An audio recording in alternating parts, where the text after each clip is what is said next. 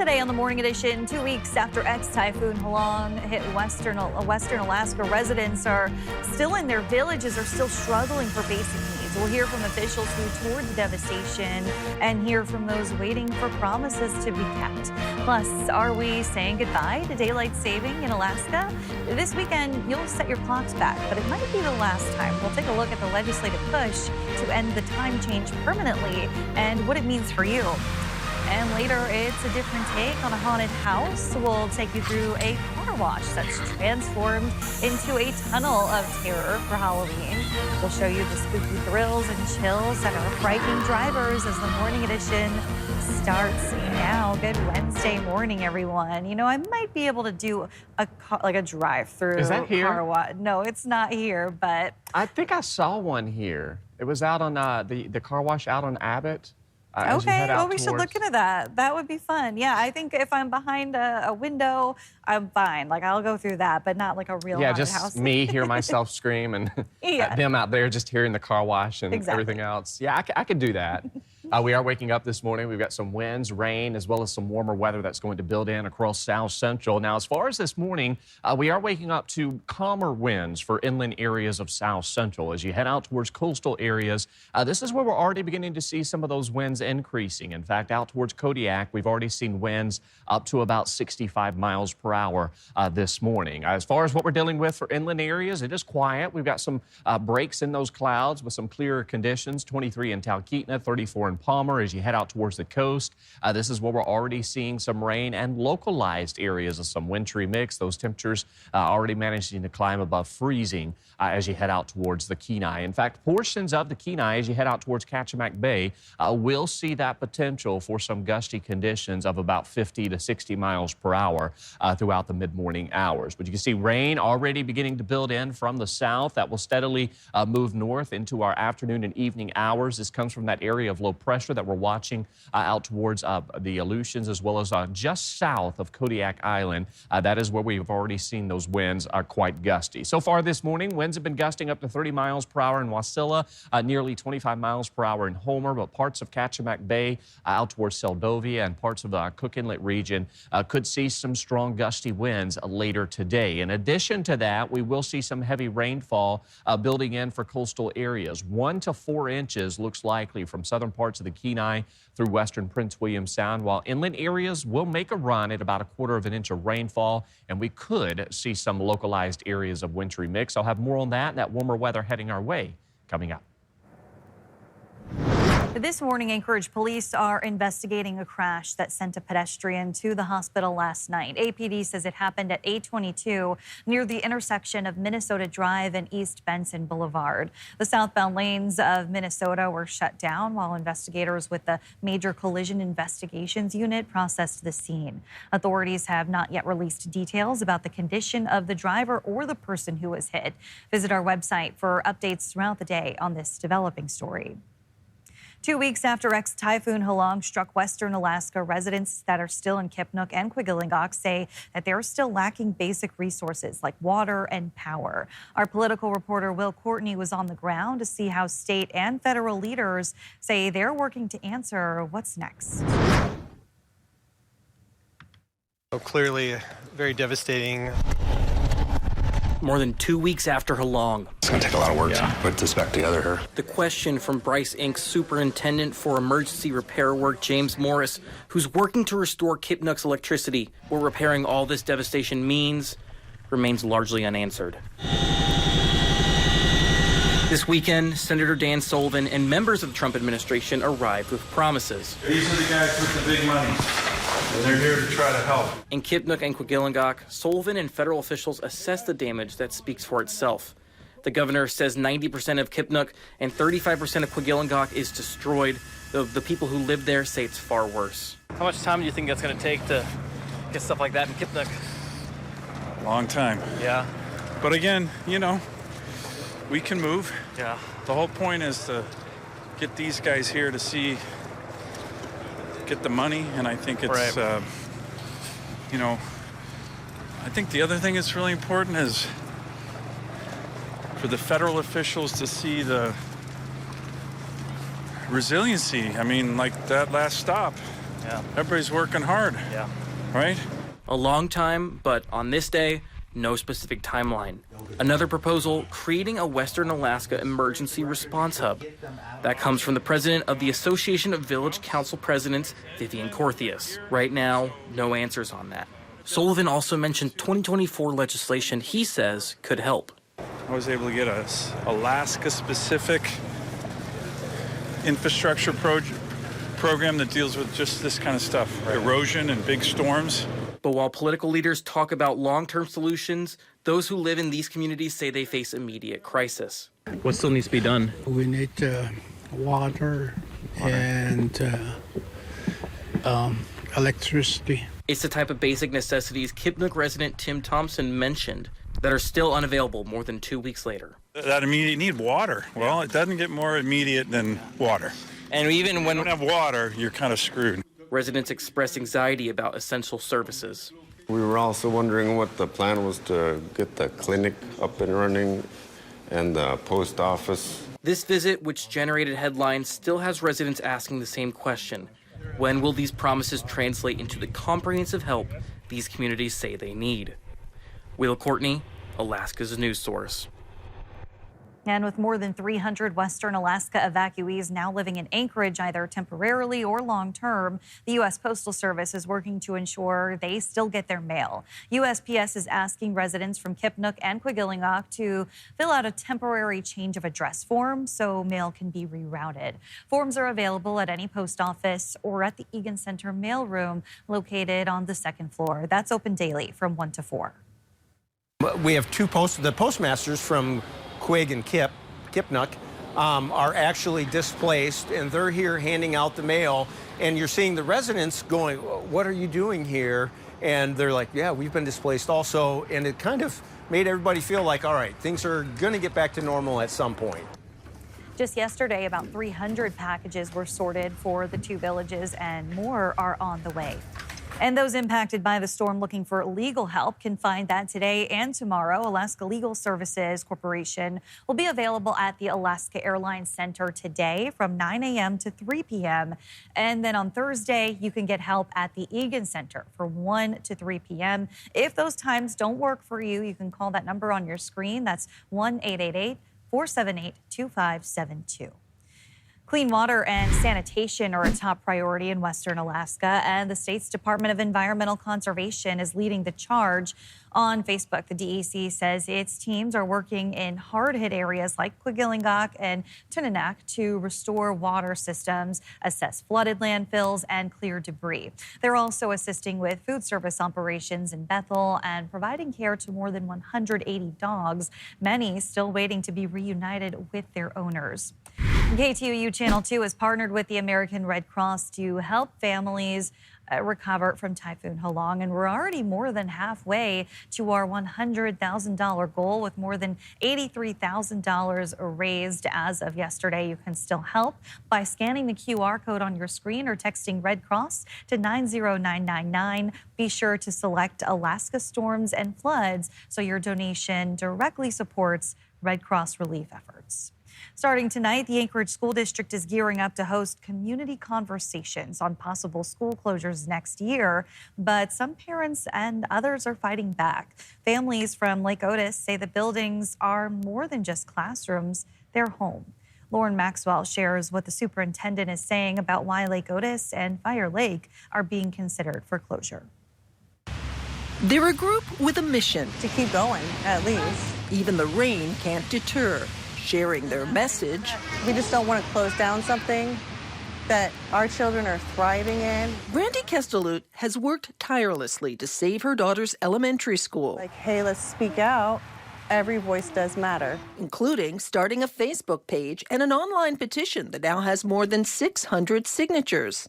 Lake Otis and Fire Lake Elementary are the two schools the district is recommending for closure, The superintendent says each is only about half full. Now, why is that an issue? Because when schools continuously lose enrollment, they lose services. So these are schools that would be more likely to have a combination classroom, more likely to share services with another elementary school, and more likely to not have the levels of academic support that I'm aspiring to have in all of the elementary schools. But Lakota student Emilio Quatley has a different opinion. The idea that I think of my school closing, bad. He says his school is a special place. He doesn't want to move. You can actually get the feeling of you're not just working, but you're growing your mind.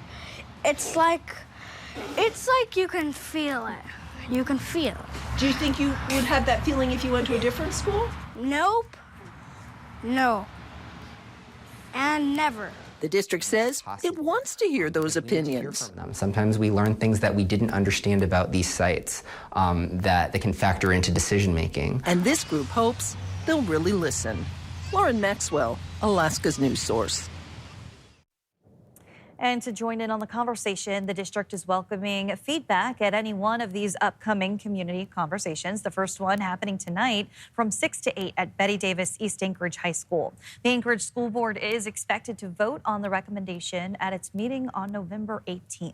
And don't forget, this weekend we set our clocks back 1 hour on Sunday, but it could be the state's last time doing it. That's because a bill aiming to eliminate the twice-yearly turning of the clocks will be taken up by the state legislature in January. Back in May, in an 18-2 vote, the state Senate was the latest legislative body to vote to end Alaska Daylight Savings. This also passed the Senate back in 2015, but never became law. With the session scheduled to start in January, we're now waiting to see what happens. Here's what we heard from senators on both sides. And Alaskans just don't really see a need for it, especially with the summers that we have and the winters that we have, where you have a lot of light, a lot of darkness. And so this bill would change that. Most of Alaska is already an hour off of solar time where it should be 2 hours off with daylight savings time. And that bill would ask that we be 2 hours off of solar time permanently. We already know that there are health effects if people are too far off of solar time. We're now waiting to see if state House lawmakers schedule a vote on the bill. The next legislative session starts in January. Still ahead, staying warm this winter as temperatures drop. A Fairbanks Warming Center opens its doors. We'll tell you about the vital services it provides and how it's working to keep people safe from the cold. Watching some rain and strong winds building in across coastal regions of South Central. I'll have more on what that means as well as that warmer weather. But first at sunrise, 9:20 in Anchorage, 8:07 in Juneau. Your full forecast is next. Aaron, I have a joke for you. Okay, I'm ready. Is it going to be a dad joke? Maybe. It's really cute. One of our viewers, actually, Valerie Williams, sent this in. She says, "What does a moose dress up as for Halloween?" I really don't know. It's a caribou. Okay, I'm gonna have to add that to my my joke database to tell others. I actually kind of like that. Yeah, so thanks, Valerie, for sending that to us. Cute idea. Keeping with the Halloween spirit there with that caribou for the what moose dress up as. As far as what we're dealing with this morning across the state, we are still holding on to some colder conditions off to the north. In fact, Dead Horse, we've got a wind chill this morning of 39 below. Feels like 12 below in Anaktuvik, 5 below in Kotzebue. As you head out towards coastal regions of South Central, we're also seeing those wind chills in the 20s and the 30s this morning. Now, warmer weather will begin to build in across the state. We'll even see portions of the interior tapping into some of that warmth as highs will make a run near freezing, if not into the mid-30s by Halloween. Here across South Central, though, we're going to be talking about temperatures climbing into the 40s. And this comes as our area of low pressure that's just south of Kodiak is advecting plenty of moisture as well as warmth into coastal areas. We've already got winds that have been gusting up to 60 to 65 miles per hour out towards Kodiak. And we're also watching areas of Kachemak Bay and southern parts of the Kenai where we could see winds of about 50 to 55 miles per hour. Now, within the last hour, those winds have begun to subside some. in Kodiak, but still quite gusty, up to 60 miles per hour in Kodiak. As you head through Bristol Bay out towards the Kuskokwim Delta, you can see those winds anywhere from about 30 to 40 miles per hour. We'll also see some of those winds building into inland areas of South Central throughout the day, more so into the evening hours as our area of low pressure continues to build into the Gulf Coast region. Notice by this afternoon, you'll begin to see some of these stronger winds spreading across the Kenai, and then by the time evening hours arrive, that by the time you're heading home for dinner, you can see some of those winds spreading northward into the Anchorage Bowl. This is where we could see winds of about 20 to 35 miles per hour, maybe even seeing some isolated gusts of about 40 miles per hour. We'll also see those winds increasing out towards southeast as that storm system continues to build into the Gulf Coast region, and it's going to stay with us through the close of this week. So that means more rain and more winds to be expected across coastal areas of South Central. So that wind forecast for today showing gusts of 20 to 40 miles per hour throughout your Wednesday, and you can see those winds primarily out of the northeast at times for the remainder of your Wednesday. So rain will steadily increase. We'll see the heaviest activity through Prince William Sound, southern parts of the Kenai, heavy rain of 1 to 2 inches out towards Kodiak. Inland areas, we can't rule out some showers. We'll largely see some dry time, but of course we'll see that potential for about 1/4 to nearly 3/10 of an inch of rainfall. There will be the opportunity that we could see some localized areas of wintry mix that will only occur in locations where that cooler weather is taking some time to really head out of the area. So we'll be watching for that through turning in past. We could see that potential. But notice through the close of this week, we're going to keep that chance for some rain with us. So the heaviest rain will be near the coast, 1 to 4 inches from southern parts of the Kenai through western Prince William Sound, while inland areas will stay less than 1/2 inch of rainfall. That 7-day forecast, we stay in the 40s leading up to Halloween. You can see that daily chance for some rain stays with us as well into our weekend. Remember to set those clocks backwards, Saturday night into Sunday. As we welcome in next week, we will see those temperatures steadily drop into the mid to upper 30s. And there is signs, Kristen, by the end of next week, we will see those temperatures, or we could see those temperatures drop back down near that freezing mark. So we've got kind of a short-lived warm weather pattern to close out October. We'll take it. Thanks, Aaron. As cooler temperatures return across the state, so too does the need for places to keep those experiencing homelessness to keep warm. A warming center is now open in Fairbanks, offering an escape from the winter cold. It has room for up to 80 people nightly from 10 p.m. to 7 a.m. Officials say everyone is welcome regardless of intoxication or mental health struggles. While client safety has been a concern, organizers maintain the center helps rather than worsens the issues. The warming center is an infinitely safer place for everyone who comes in than being on the streets. Unfortunately, threats of assaults, threats of sexual violence, any kind of threat you might be facing exists out in the cold. And I'm really grateful that we have the warming center, because otherwise things like the sexual assault that occurred last year would never have been reported, would never have received police response. The center is planning to remain open 7 days a week until April.